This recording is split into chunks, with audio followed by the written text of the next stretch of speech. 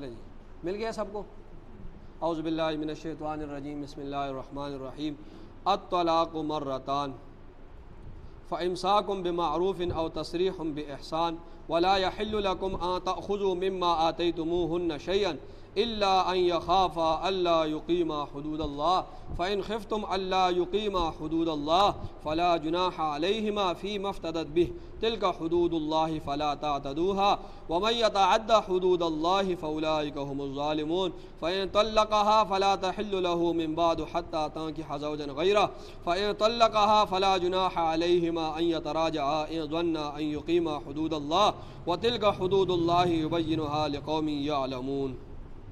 وَإِذَا طَلَّقْتُمُ النِّسَاءَ فَبَلَغْنَ أَجَلَهُنَّ فَأَمْسِكُوهُنَّ بِمَعْرُوفٍ أَوْ سَرِّحُوهُنَّ بِمَعْرُوفٍ وَلَا تُمْسِكُوهُنَّ ضِرَارًا لِتَعْتَدُوا وَمَنْ يَفْعَلْ ذَلِكَ فَقَدْ ظَلَمَ نَفْسَهُ وَلَا تَتَّخِذُوا آيَاتِ اللَّهِ هُزُوًا وَاذْكُرُوا نِعْمَةَ اللَّهِ عَلَيْكُمْ وَمَا أَنزَلَ عَلَيْكُمْ مِنَ الْكِتَابِ وَالْحِكْمَةِ يَعِظُكُمْ بِهِ وَاتَّقُوا اللَّهَ وَاعْلَمُوا أَنَّ اللَّهَ بِكُلِّ شَيْءٍ عَلِيمٌ. صدق اللہ العظیم.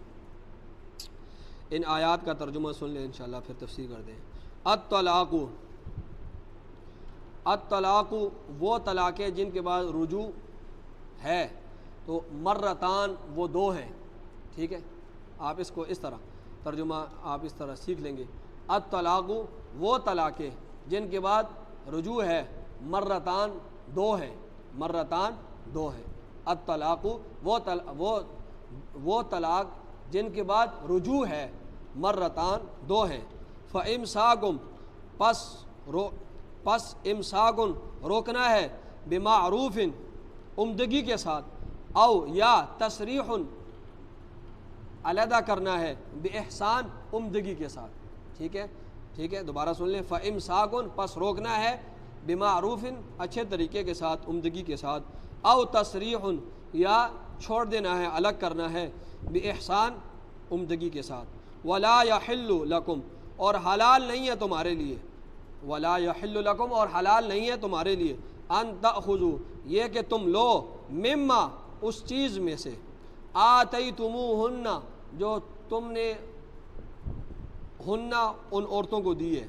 ٹھیک ہے جو تم نے اس عورت کو دی ہے تمہارے لیے حلال نہیں ہے یہ کہ تم لو مما اس چیز میں سے آتیتموہن جو تم نے اس عورت کو دی ہے شیئن کچھ بھی الا مگر ان یخافا یہ کہ دونوں میاں بیوی دونوں خوف رکھیں اللہ یقیما حدود اللہ یہ کہ وہ اللہ کی حدود کو قائم نہیں رکھ سکیں گے. ٹھیک ہے دوبارہ سن لیں اس آیت کو. ولا یحل لکم تمہارے لیے حلال نہیں ہے ان تأخذوا یہ کہ تم لو مما اس چیز میں سے آتیتموہن جو تم نے اس عورت کو دی ہے شیئن کچھ بھی الا مگر ان یخافا یہ کہ تم دونوں بھی میاں بیوی کو خوف ہو اللہ یقیما کہ وہ قائم نہیں رکھ سکیں گے. یہ کہ ان دونوں میاں بیوی کو خوف ہو کہ وہ قائم نہیں رکھ سکیں گے حدود اللہ اللہ کے حدود کو. فإن خفتم پس اگر تمہیں خوف ہو پس اگر تمہیں اے رشتہ داروں یہ ابھی رشتہ داروں کا خطاب ہے وارثوں اے رشتہ داروں اگر تمہیں خوف ہو کہ اللہ یقیما حدود اللہ کہ وہ دونوں اللہ کی حدود کو قائم نہیں رکھ سکیں گے. ٹھیک ہے وہ میاں بیوی دونوں اگر تم اے رشتہ داروں اے وارثوں اگر تمہیں خوف ہو کہ وہ دونوں میاں بیوی اللہ کے حدود کو قائم نہیں رکھ سکیں گے تو فلا جناح علیہما فلا جناح پس کوئی گناہ نہیں ہے علیہما ان دونوں پر فیما اس چیز کے بارے میں افتدت بھی جو عورت نے فلا جناح علیہما پس کوئی گناہ نہیں ہے ان دونوں پر فیما اس چیز کے بدلے میں افتدت بھی جو عورت مرد کو فدیے کے طور پر دے. ٹھیک ہے تو اس میں کوئی گناہ نہیں ہے. ٹھیک ہے جو عورت اپنے مرد کو فدیے کے طور پر دے. تلک حدود اللہ یہ اللہ کے حدود ہیں فلا تعتدوها پس اس سے تجاوز مت کرو اللہ کے حدود سے تجاوز مت کرو. ومن یتعدی اور جو شخص تجاوز کرے حدود اللہ اللہ کے حدود سے فاولئک هم الظالمون پس وہی لوگ ظالم ہیں. فإن طلقها پس اگر اس نے طلاق دے دی ہے فإن طلقها پس اگر اس نے طلاق دے دی ہے فلا تحل فإن طلقها پس اگر اس نے تیسری طلاق دے دی ہے تو فلا تحل له اس کے لیے حلال نہیں ہے من بعد اس کے بعد اس تیسری طلاق کے بعد، حتیٰ یہاں تک کہ تنکح زوجا غیرہ، یہاں تک کہ وہ عورت کسی اور مرد سے نکاح کر لے، حتیٰ یہاں تک کہ تنکح نکاح کر دے، زوجا غیرہ کسی اور مرد کے ساتھ وہ عورت، فإن طلقها، پس اگر اس نے بھی اس عورت کو طلاق دے دی، وہ دوسرے مرد نے، اس دوسرے مرد نے اس عورت کو طلاق دے دی، فلا جناح علیہما، تو ان پہلے دونوں پر، یہ پہلا شوہر ہے فلا اور یہ عورت ہے، فلا جناح علیہما، تو ان پہلے دونوں پر کوئی گناہ نہیں ہے، ان یتراجعا، یہ کہ وہ دونوں رجوع کریں دوبارہ نکاح کر کے، ان یتراجعا، یہ کہ وہ دونوں رجوع کریں، ان ظنا، اگر وہ یقین رکھتے ہیں، ان یقیما، یہ کہ وہ قائم رکھ سکیں گے، حدود اللہ، اللہ کے حدود کو، ٹھیک ہے، وَتِلْكَ حدود اللہ، اور یہ اللہ کے حدود ہیں، یبینھا، بیان کرتا ہے ان کو، لقوم، اس قوم کے لیے، یعلمون، جو جانتی ہے، یہ اللہ کے حدود ہے اور ان کو اللہ بیان کرتا ہے اس قوم کے لیے جو جانتی ہے، وَإِذَا طَلَّقْتُمُ النِّسَاءَ، اور جب تم طلاق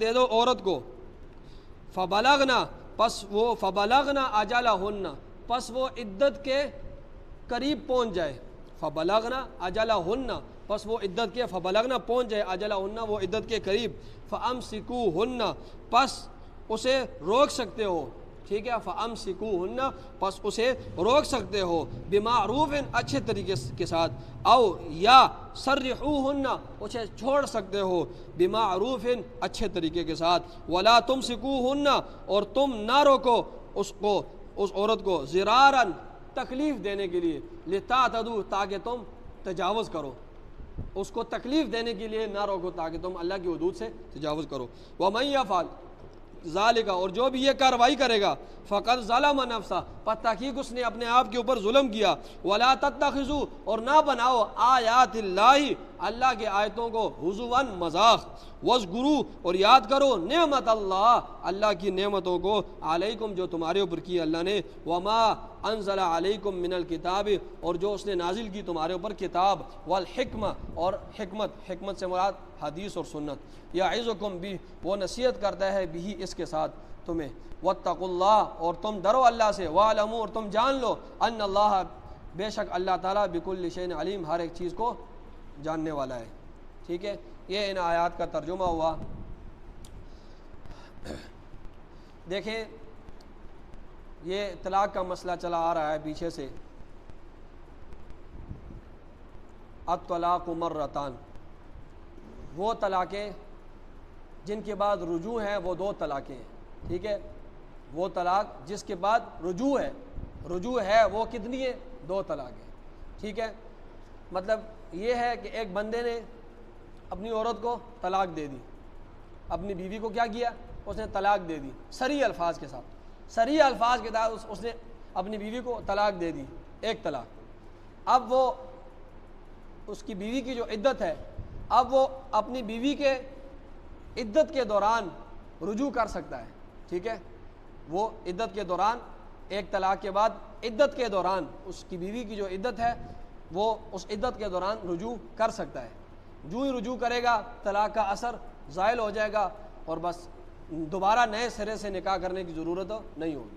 اسی طرح اگر اس نے صریح الفاظ میں، صریح کہ تمہیں انت طالقن، تمہیں طلاق ہے، اس نے صریح الفاظ کے ساتھ انت طالقن 2 طلاقیں دے دی، پہلی 1 طلاق دے دی یا 2 طلاقیں دے دی، اور اپنی بیوی کے عدت کے دوران اس نے بیوی سے رجوع کر لیا، رجوع کا مطلب یہ ہے کہ بیوی کے ساتھ مل گیا، ٹھیک ہے، بستری اس نے کر لی، تو اب اس کے لیے اثر نو نکاح کرنے کی ضرورت نہیں ہے، بس وہ طلاق کا اثر زائل ہو چکا ہے، ٹھیک ہے، ٹھیک ہے، 1 طلاق دے دی صریح الفاظ کے ساتھ یا 2 طلاقیں دے دی، اور اس مرد نے عدت کے اندر وہ اپنی بیوی کے ساتھ مل گیا ہے، تو اب نئے سرے سے نکاح کی ضرورت نہیں ہے، بس ٹھیک ہے، ٹھیک ہے۔ اور اگر عدت کے دوران اس نے 1 طلاق دی تھی یا 2 طلاقیں دی تھی صریح الفاظ کے ساتھ، اور عدت کے دوران یہ بیوی کے ساتھ ملا نہیں ہے، تو جو ہی اس کی عدت ختم ہوگی تو ڈائریکٹ طلاق رجعی جو تھی یہ طلاق بائنہ میں تبدیل ہو جائے گی، یہ طلاق رجعی جس میں رجوع کا اختیار تھا اب اس کو رجوع کا اختیار نہیں ہے، اس کی عدت کے ختم ہونے کے بعد اب اس کو رجوع کا اختیار نہیں ہے، اب طلاق بائنہ ہو گیا، اب یہ دوبارہ اس عورت سے نکاح کرے گا، نیا نکاح کرے گا، تب جا کے اس عورت کو اپنے پاس رکھ سکتے ہیں، ٹھیک ہے، ٹھیک ہے، اب یہ دوبارہ رکھ سکتے، ایک بات یہ الگ بات ہے، اور اگر 3 طلاقیں دے دی تو پھر کہانی ختم ہو گئی۔ اب یہ نکاح بھی نہیں کر سکتا اس عورت کے ساتھ دوبارہ، اور رجوع بھی نہیں کر سکتا، ٹھیک ہے، پہلے 2 طلاقوں کا مسئلہ تھا اور یہ 3 کا، ٹھیک ہے، اگر 3 دے دی تو پھر کام ختم ہو گیا۔ اب وہ دوبارہ دوسرے عورت سے، وہ عورت دوسرے مرد سے شادی کرے گی، نکاح کرے گی، پھر وہ اگر اس نے طلاق دے دی پھر یہ دوبارہ اس کے ساتھ نکاح کر سکتی ہے، تو یہ تو الگ بات ہے۔ دوسری بات آپ یہ سمجھ لیں کہ یہ جو طلاق ایک مرد عورت کو دیتا ہے اپنی بیوی کو، تو یہ طلاق محفوظ رہتی ہے، اگر ایک دے دی ہے تو وہ محفوظ رہ گئی ہے، اب اسے 2 کا اختیار ہے، اس نے رجوع کر لی ہے، اب جب دوبارہ وہ طلاقیں دے گا تو اس کے بعد 2 کا اختیار ہے، اب وہ 1 چلی گئے۔ اسی طرح اس نے 2 دے دی تھی اور رجوع کر لیا تھا عدت کے دوران، ٹھیک ہے، اس کی بیوی اب اس کے رجوع کر لیا ہے، نکاح کی ضرورت نہیں ہے، لیکن اب اس کے بعد اختیار کتنے کا ہے؟ 1 کا اختیار ہے، ٹھیک ہے، وہ 2 اس کی محفوظ رہ گئی ہیں، یہ 2 الگ باتیں تھیں، ٹھیک ہے۔ تو الطلاق مرتان، یہ آپ کو مسئلہ سمجھ آ گیا ہے؟ عدت میں بیان کر چکا ہوں، ابھی وقت نہیں ہے، پھر بعد میں آپ کو بتاتا ہوں میں۔ الطلاق مرتان، فرمایا وہ طلاقیں جس میں رجوع ہے، تو مرتان وہ 2 ہیں، وہ طلاقیں جس میں رجوع ہے وہ 2 ہیں، ٹھیک ہے، وہ 2 طلاقیں، تیسرے طلاق کے بعد رجوع نہیں ہے۔ فرمایا فَإِمْسَاكُمْ بِمَعْرُوفٍ، اب ترجمے کی طرف غور کریں، پس روکنا ہے اچھے طریقے کے ساتھ، ٹھیک ہے، ایک طلاق سری کے بعد وہ اپنے نکاح میں روکتا ہے تو ٹھیک ہے، اچھے طریقے کے ساتھ روکے۔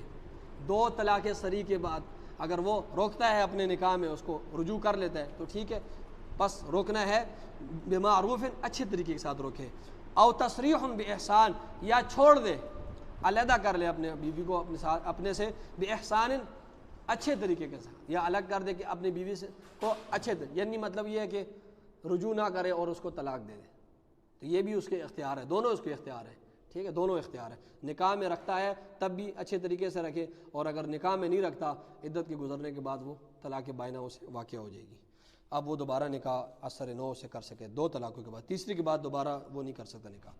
تو ولا یحل لکم ان تاخذوا، یہ الگ مسئلہ ہے، اس کو آپ چھوڑیں، نچلی آیت کی طرف آئیں، نیچے سے جو آیت شروع ہوتی ہے فَإِن طَلَّقَهَا، فَإِن طَلَّقَهَا، اس کے بعد جو آیت شروع ہوتی ہے اس کی طرف آئیں، ٹھیک ہے، اس آیت کے بعد جو نیچے دوسری آیت شروع ہوتی ہے اس کی طرف آئیں، فَإِن طَلَّقَهَا، مل گئے؟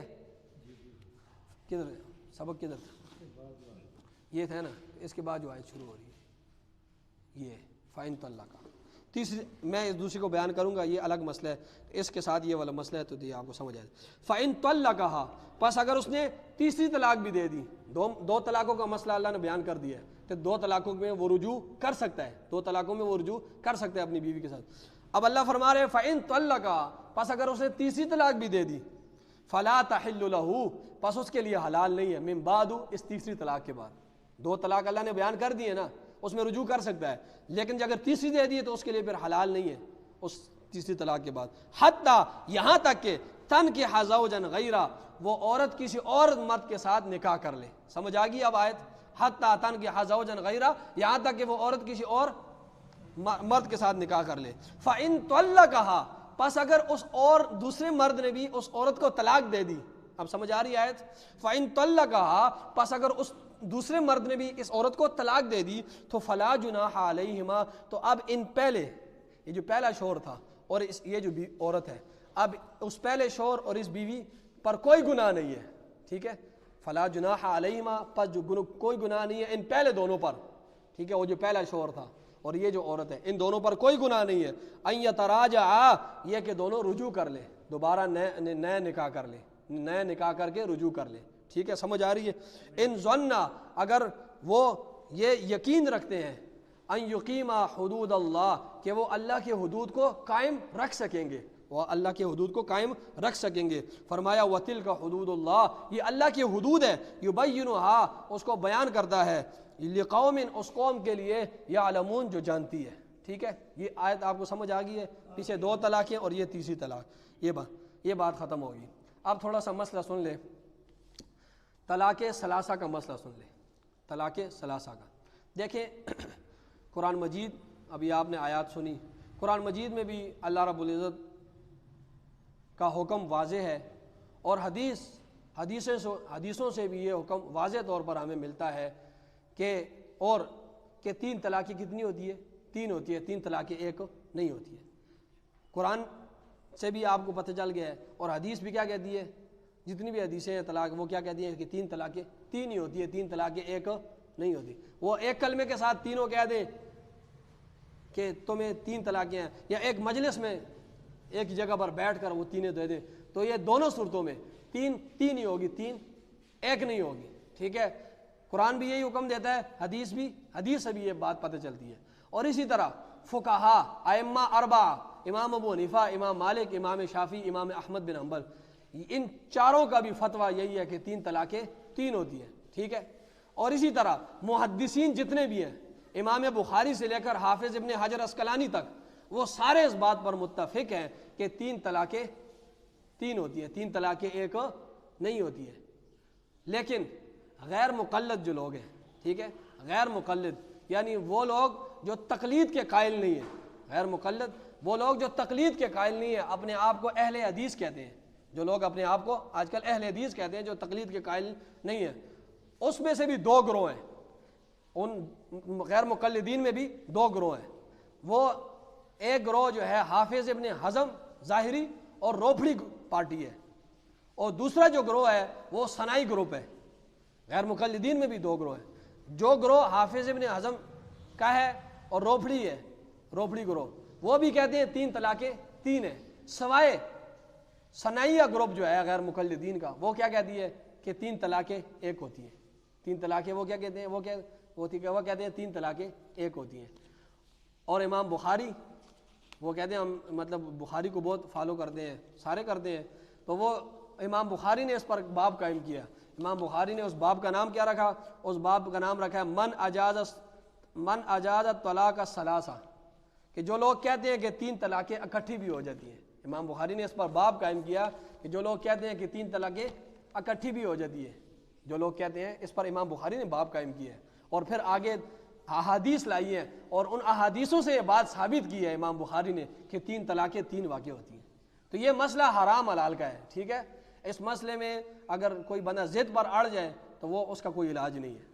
باقی پوری امت کا اجماع ہے کہ 3 طلاقیں 3 ہوتی ہے۔ مثال کے طور پر میں آپ کو مثال کے ذریعے سمجھاتا ہوں یہ بات، کہ حدیث میں آتا ہے کہ لا صلاۃ لمن لم یقرأ بفاتحۃ الکتاب، لا صلاۃ لمن لم یقرأ بفاتحۃ الکتاب، کہ جس شخص نے فاتحہ نہیں پڑھی اس کی نماز نہیں ہے، جس شخص نے فاتحہ نہیں پڑھی اس کی نماز نہیں ہے۔ یہ حدیث صحیح ہے، ٹھیک ہے، کہ جس شخص نے فاتحہ نہیں پڑھی اس کی نماز نہیں ہے۔ لیکن اب دیکھنا ہے کہ آپ صلی اللہ علیہ وسلم کی یہ جو حدیث ہے اس کا مصداق کون ہے؟ آپ صلی اللہ علیہ وسلم نے فرما دیا کہ جس نے فاتحہ نہیں پڑھی نماز میں اس کی نماز نہیں ہوتی ہے، لیکن اس حدیث کا مصداق کون ہے؟ عبداللہ ابن عمر فرماتے ہیں رضی اللہ تعالیٰ عنہ، جو حضرت عمر کے بیٹے ہیں، وہ فرماتے ہیں اس حدیث کا مصداق لمن یصلی وحدہ، اس حدیث کا مصداق وہ شخص ہے جو اکیلا نماز پڑھتا ہے، جو بندہ اکیلا نماز پڑھتا ہے وہ اس حدیث کا مصداق ہے کہ وہ جب فاتحہ نہیں پڑھے گا تو اس کی نماز نہیں ہوگی۔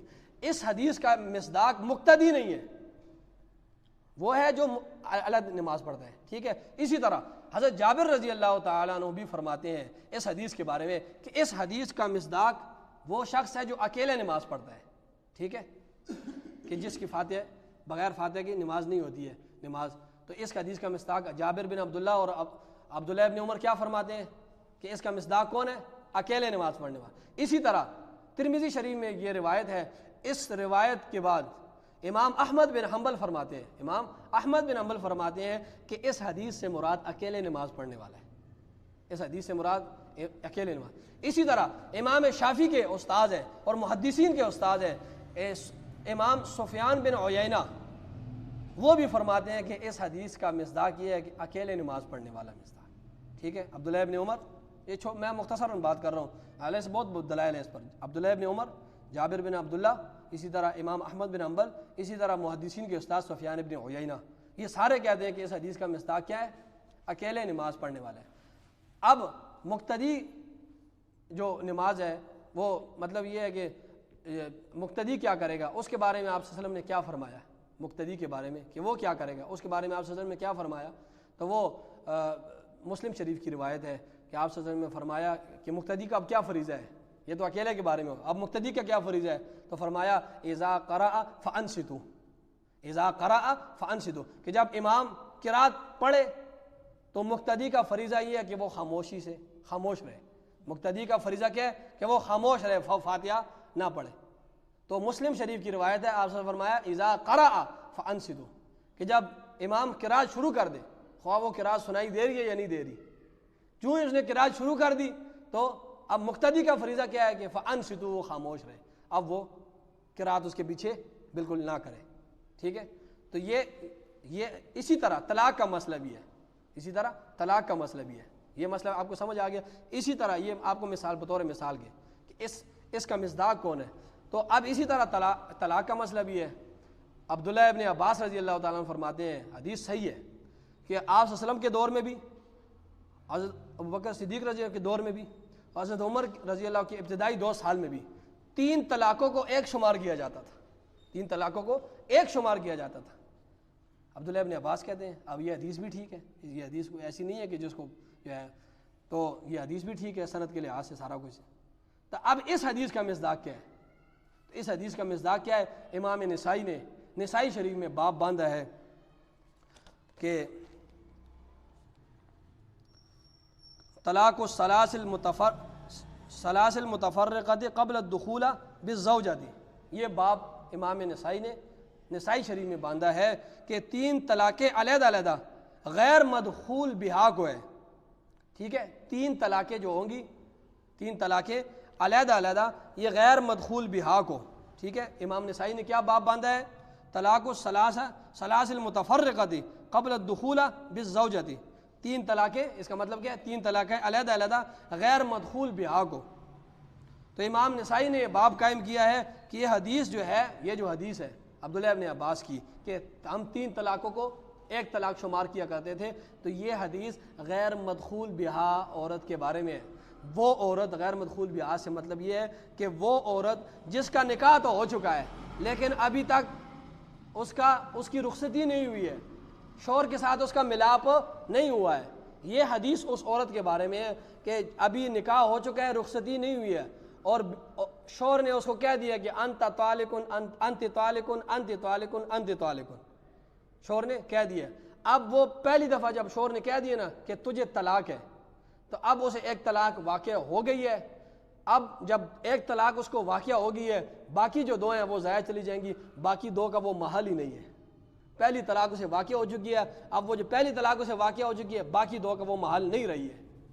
ٹھیک ہے. تو امام نسائی نے فرمایا کہ عبداللہ ابن عباس کی یہ جو روایت ہے، یہ اس عورت کے بارے میں ہے کہ جس کا نکاح تو ہو چکا ہے لیکن رخصتی نہیں ہوئی ہے. تو اس کے بارے میں یہ حدیث ہے کہ اس کو جو ہی شوہر کہے گا نا کہ تجھے 3 طلاقیں ہیں، تو 3 طلاقیں کے کہنے کے ساتھ پہلی طلاق تو اسے واقع ہو جائے گی، اب وہ 2 کا محل نہیں رہی، اب وہ 3 طلاقیں اس کے حق میں جس سے ابھی رخصتی نہیں ہوئی ہے، اس کے حق میں یہ 3 طلاقیں ایک شمار ہوں گی. ٹھیک ہے. یہ اور عورتوں کے بارے میں نہیں ہے، یہ صرف اس عورت کے بارے میں جس کے ساتھ دخول نہیں ہوا ہے. اسی طرح ابو داؤد شریف میں بھی روایت ہے، اور اس میں بھی یہ روایت میں یہ بات ہے کہ یہ جو 3 طلاقیں ایک ہے نا، یہ اس عورت کے بارے میں ہے، یہ اس عورت کے بارے میں ہے جس کا نکاح تو ہو چکا ہے لیکن دخول نہیں ہوا ہے. ٹھیک ہے. تو امام نسائی کیا فرماتے ہیں کہ اس حدیث کا مصداق غیر مدخول بھی عورت ہے. ٹھیک ہے. ٹائم ضائع اور وقت بڑھ رہا ہے لیکن یہ ذرا اہم مسئلہ ہے. ٹھیک ہے. تو یہ اس عورت کے بارے میں ہے. یہ دیکھیں، اس کو میں ایک اور مثال بتاتا ہوں آپ کو. جس طرح اللہ تعالیٰ قرآن مجید میں ارشاد فرماتے ہیں کہ اے ایمان والو، نماز قائم کرو، زکوٰۃ دو، اقیموا الصلاۃ وآتوا الزکوٰۃ. ایمان والو نماز قائم کرو، زکوٰۃ دو. اب ہر بندے پر زکوٰۃ تو واجب نہیں ہے، لیکن اللہ بار بار فرما رہے ایمان والو نماز بھی قائم کرو، زکوٰۃ بھی دو. اب زکوٰۃ وہی دے گا جو صاحب نصاب ہوگا. تو اب اس کو دیکھیں کہ اس کا مصداق کون ہے. اس کا مصداق وہی ہوگا زکوٰۃ کا جو صاحب نصاب ہوگا. تو حدیث کو سمجھنے کے لیے یہ بہت ضروری ہے کہ اس کو معلوم ہو کہ اس حدیث کا مصداق کون ہے. تو اگر کوئی ضد پر اڑ جائے اور پھر اس کا کوئی علاج نہیں ہے. ٹھیک ہے. تو فرمایا یہ 3 طلاقوں کا مسئلہ آپ کو واضح ہو چکا ہے. یہ ہمارے ایسے لوگ جو 3 طلاقیں دے دیتے ہیں، پھر اہل حدیث کے پیچھے پھرتے رہتے ہیں. انہیں کہتے ہیں 3 طلاقیں، وہ کہتے ہیں ٹھیک ہے 3 ایک ہو گئی ہیں، بس 3 ایک ہوئی ہیں تو آپ دوبارہ نکاح کر لیں. تو یہ غلط کام وہ کرتے ہیں. تو یہ آپ اب وہ جو پیچھے آیت ہم نے چھوڑی تھی نا اس کی طرف آئے. ولا یحل لکم، اور حلال نہیں ہے، یہ جو پیچھے ہم نے آیت چھوڑی تھی ولا یحل لکم، اور حلال نہیں ہے تمہارے لیے ان تاخذوا، یہ کہ تم لو مما اس چیز میں سے آتیتموہن جو تم نے اس عورت کو دیے، شیئا کچھ بھی، الا مگر ان یخافا، یہ کہ وہ دونوں میاں بیوی خوف رکھیں، اللہ یقیما حدود اللہ، کہ وہ اللہ کی حدود کو قائم نہیں رکھ سکیں گے. فَإِنْ خِفْتُمْ، پس اگر تمہیں خوف ہو اے وارثوں، اے رشتہ داروں، کہ اللہ یقیما حدود اللہ، کہ وہ دونوں میاں بیوی اللہ کی حدود کو قائم نہیں رکھ سکیں گے، فَلَا جُنَاحَ عَلَيْهِمَا، تو ان دونوں پر کوئی گناہ نہیں ہے، فِيمَا افْتَدَتْ بِهِ، اس چیز میں جو عورت بطور فدیہ کے وہ دے دے اپنے شوہر کو. تلک حدود اللہ، یہ اللہ کی حدود ہے، فَلَا تَعْتَدُوهَا، تو اس حدود سے تجاوز نہ کرو.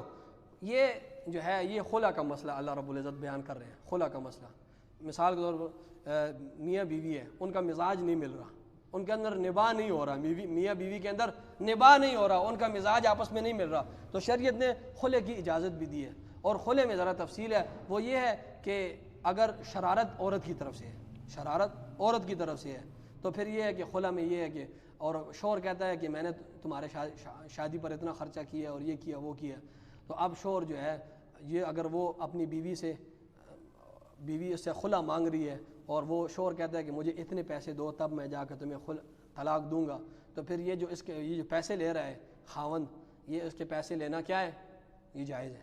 ٹھیک ہے. اور اگر شرارت خاوند کی طرف سے ہے، ٹھیک ہے، اور بیوی کی طرف سے، عورت کی طرف سے نہیں ہے، اور پھر اگر اس نے پیسے لے لیے ہیں تو پھر یہ پیسے حرام تو نہیں ہے لیکن مکروہ ہے یہ پیسے لینا. ٹھیک ہے، یہ مکروہ ہے.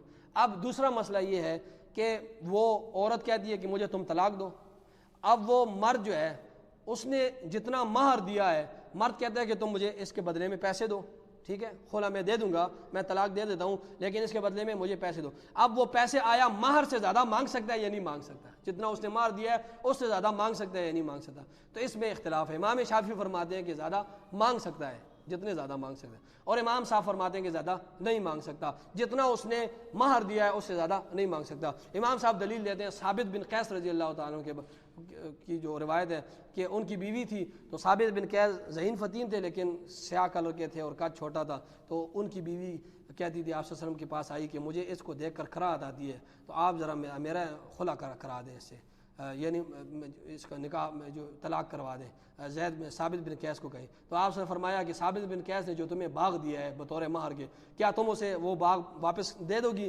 فرمایا باغ کیا، باغ بھی دے دوں گا، باغ سے زیادہ بھی دے دوں گا. تو آپ سے فرمایا اما زیادہ تو فلاں، زیادتی نہیں، بس وہ جو باغ دیا ہے وہی واپس دے دو. تو امام صاحب کی یہ دلیل ہے کہ زیادتی نہیں، بس جتنا مہر دیا. دوبارہ سن لیں، فرمایا ولا یحل لکم، اور حلال نہیں ہے تمہارے لیے، ان تاخذوا، یہ کہ تم لو، مما اس چیز میں سے آتیتموہن جو تم نے انہیں دیا، شیئا ذرا برابر بھی، کچھ بھی، الا مگر اس بات کو، ان یخافا، یہ کہ وہ دونوں میاں بیوی خوف رکھتے ہو کہ اللہ یقیما حدود اللہ، کہ وہ اللہ کے حدود کو قائم نہیں رکھ سکیں گے. ٹھیک ہے، لڑائی جھگڑے ہوں گے، فسادات ہوں گے. فَإِنْ خِفْتُمْ، پس اے وارثوں، اب وارثوں کو حکم ہے اور رشتہ داروں کو ہے. فَإِنْ خِفْتُمْ، پس اگر تمہیں خوف ہو اے رشتہ داروں، اللہ یقیما حدود اللہ، کہ وہ دونوں اللہ کی حدود کو قائم نہیں رکھ سکیں گے، تو فلا جناح علیہما، تو پھر ان دونوں پر کوئی گناہ نہیں ہے، فیما افتدت بہ، اس چیز کے بارے میں جو عورت بطور فدیہ کے اپنے شوہر کو دے، یعنی وہ پیسے دے دے. تلک حدود اللہ، یہ اللہ کی حدود ہے، فلا تعتدوها، پس اس سے تجاوز مت کرو. ومن یتعد حدود اللہ، اور جو تجاوز کرے اللہ کی حدود سے، فاولئک هم الظالمون، پس وہی لوگ ظالم ہیں. ٹھیک ہے، آگے سنیں. فَإِن طَلَّقَهَا، پس اگر اس نے تیسری طلاق دے دی، فَلَا تَحِلُّ لَهُ مِن بَعْدُ، پس اس کے لیے حلال نہیں ہے اس تیسری طلاق کے بعد نکاح، حتیٰ یہاں تک کہ تن کے حزوجن غیرہ، وہ عورت کسی اور مرد کے ساتھ نکاح کر لے. فَإِن طَلَّقَهَا، پس اگر اس نے بھی طلاق دے دی، فَلَا جُنَاحَ عَلَيْهِمَا، تو پہلے ان دونوں پر، جو پہلے ان پہلوں پر کوئی گناہ نہیں ہے، ان یتراجعا، یہ کہ دونوں وہ رجوع کر لیں، ان ظنّا ان یقیما حدود اللہ، کہ ان دونوں کو یقین ہو کہ وہ اللہ کے حدود کو قائم رکھ سکیں گے. وَتِلْكَ حدود اللہ، یہ اللہ کے حدود ہے، یبینھا، بیان کرتے ہیں ان کو، لقوم، اس قوم کے لیے، یعلمون، جو جانتی ہے. آگے اللہ فرما رہے ہیں وَإِذَا طَلَّقْتُمُ النِّسَاءَ، اور جس وقت تم طلاق دے دو عورت کو، فَبَلَغْنَا أَجَلَهُنَّ، پس وہ عدت کے قریب پہنچ جائے، تو تمہیں اختیار ہے، فَأَمْسِكُوهُنَّ بِمَعْرُوفٍ، تم انہیں روک سکتے ہو اچھے طریقے کے ساتھ، عدت کے اندر تم اسے روک سکتے ہو. أَوْ سَرِّحُوهُنَّ بِمَعْرُوفٍ، یا چھوڑ سکتے ہو انہیں بمعروف، اچھے طریقے کے ساتھ. وَلَا تُمْسِكُونَ، اور لیکن تم نے انہیں روکنا نہیں ہے، ضرارن تکلیف دینے کے لیے، لتعتدوا تاکہ تم حد سے تجاوز کرو، مار پٹائی کے لیے روکنا نہیں ہے، اس کو عدت میں روکے رکھو مارنے کے لیے۔ ومن یفعل ذلک، پر جو ایسی کارروائی کرے گا یعنی ظلم کرنے کے لیے وہ اس کو روکے گا، فقط ظلم نفسہ، اس نے اپنے آپ پر ظلم کیا۔ ولا تتخذوا آیات اللہ ہزوا، اور اللہ کی آیات کو مذاق نہ بناؤ۔ واذکروا نعمت اللہ، اور یاد کرو اللہ کی نعمتوں کو، علیکم جو تمہارے اوپر اللہ نے نعمتیں کی، وما انزل علیکم من الکتاب، اور جو نازل کیا تمہارے اوپر کتاب، والحکمت، اور حدیث اور سنت، یعظکم بھی، وہ تمہیں اس کی نصیحت کرتا ہے کہ اس نعمتوں کو یاد کر کے شکر ادا کرو، اور یہ جو قرآن و حدیث ہے اس کو خوب پڑھو اور سمجھ کے اس پر عمل کرو، اس کی تمہیں نصیحت کرتا ہے۔ واتقوا اللہ، اور تم اللہ سے ڈرو، واعلموا، اور تم جان لو، ان اللہ بکل شیء علیم، کہ بے شک اللہ تعالیٰ ہر چیز کو جاننے والا ہے۔ آمین۔